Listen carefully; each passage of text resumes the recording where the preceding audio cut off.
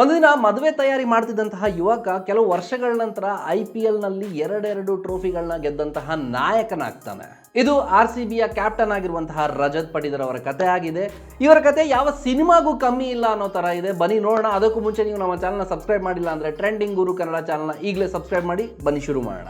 2021 IPL ಹರಾಜ್ನಲ್ಲಿ ಕೇವಲ 20 ಲಕ್ಷ ರೂಪಾಯಿಗಳಿಗೆ ರಜತ್ ಪಟಿದಾರ್ ಅವರನ್ನ RCB ಅಂದ್ರೆ ರಾಯಲ್ ಚಾಲೆಂಜರ್ಸ್ ಬೆಂಗಳೂರು ಅವರು ಖರೀದಿ ಮಾಡ್ತಾರೆ. ಮಧ್ಯಪ್ರದೇಶದ ಒಬ್ಬ ಪ್ರತಿಭಾವಂತ ಬ್ಯಾಟ್ಸ್ಮನ್ಗೆ ಇದು ಒಂದು ಕನಸಿನ ಕ್ಷಣ ಆಗಿರುತ್ತೆ. ಆದ್ರೆ ಆ ಕನಸು ಹೆಚ್ಚು ಕಾಲ ಉಳಿಲಿಲ್ಲ. ಯಾಕಂದ್ರೆ ಆ ಸೀಸನ್ ಅಲ್ಲಿ ಅವರು ಬರೀ 4 ಪಂದ್ಯಗಳನ್ನ ಆಡ್ತಾರೆ. ಆ 4 ಪಂದ್ಯಗಳಲ್ಲಿ ಒಟ್ಟು 71 ರನ್ಗಳನ್ನ ಗಳಿಸ್ತಾರೆ. ಆ ಸೀಸನ್ ಮುಗಿದ ನಂತರ RCB ರಜತ್ ಪಟಿದಾರ್ ಅವರನ್ನ ಬಿಡುಗಡೆ ಮಾಡುತ್ತೆ. 2022 ಮೆಗಾ ಆಕ್ಷನ್. ಆ ಆಕ್ಷನ್ ನಲ್ಲಿ ರಜತ್ ಪಟಿದಾರ್ ಕೂಡ ತಮ್ಮ ಹೆಸರನ್ನ ಸೇರಿಸಿರ್ತಾರೆ. ಒಂದ್ ಸಾರಿ ಅಲ್ಲ, ಅದು 2 ಸಾರಿ. ಪೂರ್ತಿ ಹರಾಜು ಮುಗಿಯೋವರೆಗೂ ಒಂದು ತಂಡನೂ ಕೂಡ ಅವರ ಹೆಸರನ್ನ ಕರೆಯೋದಿಲ್ಲ. ಅವರು ಅನ್ಸೋಲ್ಡ್ ಆಗಿ ಉಳಿತಾರೆ. ಆ ಒಂದು ಪದ.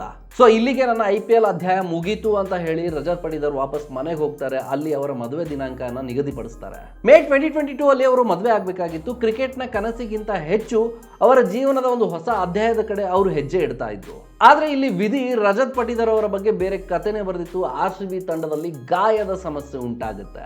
RCBಯ ವಿಕೆಟ್ ಕೀಪರ್ ಲೂವ್ನಿತ್ ಸಿಸೋಡಿಯಾ ಗಾಯಕ್ಕೊಳಗಾಗ್ತಾರೆ. ಆ ಟೈಮ್ ಅಲ್ಲಿ ರಜತ್ ಪಟಿದಾರ್ಗೆ ಮ್ಯಾನೇಜ್ಮೆಂಟ್ ಕಡೆಯಿಂದ ಅಂದ್ರೆ RCB ಮ್ಯಾನೇಜ್ಮೆಂಟ್ ಕಡೆಯಿಂದ ಒಂದು ಕರೆ ಹೋಗುತ್ತೆ.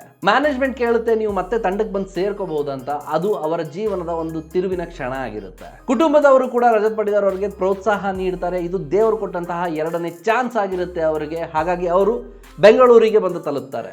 ಮತ್ತೆ RCBಯ ಜರ್ಸಿ ತೊಟ್ಟು ಗ್ರೌಂಡ್ಗೆ ಇಳಿತಾರೆ.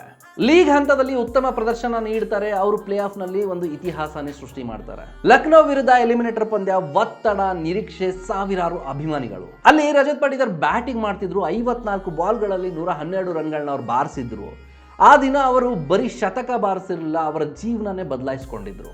IPL ನ ಪ್ಲೇ ಆಫ್ ನಲ್ಲಿ ಮೊದಲ ಶತಕ ಬಾರಿಸಿದಂತಹ ಅನ್ಕ್ಯಾಪ್ಡ್ ಪ್ಲೇಯರ್ ಆಗಿ ದಾಖಲೆನ ನಿರ್ಮಿಸ್ತಾರೆ. ಅವತ್ತೇ RCBಯ ಅಭಿಮಾನಿಗಳು ರಜತ್ ಪಟಿದಾರ್ನ ಒಬ್ಬ ಹೀರೋ ಆಗಿ ನೋಡ್ತಾರೆ. 2023 ಮತ್ತು 24ರಲ್ಲಿ ರಜತ್ ನಿಧಾನವಾಗಿ ತಂಡದ ಪ್ರಮುಖ ಆಟಗಾರನಾಗ್ತಾನೆ. ಒಮ್ಮೆ ಬದಲಿ ಆಟಗಾರನಾಗಿದ್ದಂತಹ ಒಬ್ಬ ಯುವಕ ಇವತ್ತು RCBಯ ಹೃದಯ ಆಗಿರ್ತಾನೆ. ನಂತರ ಬಂದಂತಹ ಒಂದು ದೊಡ್ಡ ನಿರ್ಧಾರ ಏನಂದ್ರೆ ಫಾಫ್ ಡು ಪ್ಲೆಸಿಸ್ ತಂಡನ ಬಿಡ್ತಾರೆ. ವಿರಾಟ್ ಕೊಹ್ಲಿ ನಾಯಕತ್ವನ ಬಿಟ್ಟು ಬ್ಯಾಟಿಂಗ್ ಕಡೆ ಹೆಚ್ಚು ಗಮನ ಹರಿಸೋಕೆ ಶುರು ಮಾಡ್ತಾರೆ.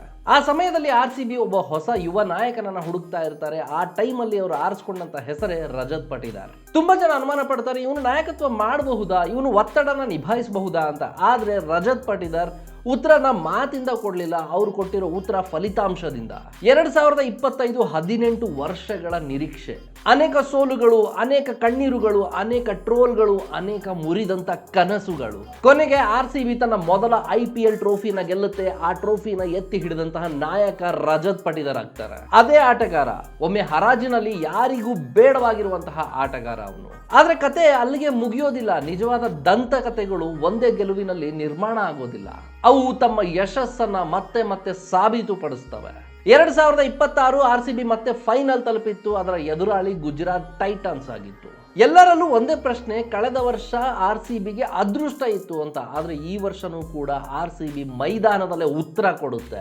ಮತ್ತೆ ಚಾಂಪಿಯನ್ ಆಗುತ್ತೆ, ಮತ್ತೆ ಟ್ರೋಫಿ ಎತ್ತುತ್ತೆ, ಮತ್ತೆ ರಜತ್ ಪಟಿದಾರ್ ನಾಯಕತ್ವದಲ್ಲಿ RCB ಗೆಲ್ಲುತ್ತೆ. ಹೀಗೆ IPL ನ ಇತಿಹಾಸದಲ್ಲಿ 2 ಬಾರಿ ಟ್ರೋಫಿ ಗೆದ್ದಂತಹ ಕೆಲವು ನಾಯಕರುಗಳ ಪಟ್ಟಿಯಲ್ಲಿ ರಜತ್ ಪಟಿದಾರ್ ಕೂಡ ಸೇರ್ಕೋತಾರೆ. MS ಧೋನಿ, ರೋಹಿತ್ ಶರ್ಮಾ ಮತ್ತೆ ರಜತ್ ಪಟಿದಾರ್. ಕೆಲವೊಮ್ಮೆ ದೇವರು 2ನೇ ಅವಕಾಶನ ಕೊಡ್ತಾನೆ. ಆದ್ರೆ 2ನೇ ಅವಕಾಶನ ಹಿಡ್ಕೊಳ್ಳುವಂತ ಧೈರ್ಯ ನಿಮ್ಮಲ್ಲಿರಬೇಕು ಅಂತ ರಜತ್ ಪಟಿದಾರ್ ಅವರು ಹೇಳ್ಕೊಡ್ತಾರೆ. ಇದಾಗಿತ್ತು ರಜತ್ ಪಟಿದಾರ್ ಅವರ ಕತೆ. ಈ ವಿಡಿಯೋ ನಿಮಗೆ ಇಷ್ಟ ಆದಲ್ಲಿ ಲೈಕ್ ಮಾಡಿ ಹಾಗೂ ನಿಮ್ಮ ಅನಿಸಿಕೆಗಳನ್ನ ಕಮೆಂಟ್ ಮಾಡಿ. ಆದಷ್ಟು ಹೆಚ್ಚು ಈ ವಿಡಿಯೋನ ನಿಮ್ಮ ಗೆಳೆಯರಿಗೂ ಶೇರ್ ಮಾಡಿ. ಇನ್ನಷ್ಟು ಇದೇ ತರಹದ ಹೆಚ್ಚಿನ ವಿಡಿಯೋಸ್ಗಳಿಗೆ ನಮ್ಮ ಚಾನಲ್ನ ಸಬ್ಸ್ಕ್ರೈಬ್ ಮಾಡಿ. ನಮ್ಮ ಚಾನಲ್ ಟ್ರೆಂಡಿಂಗ್ ಗುರು ಕನ್ನಡ.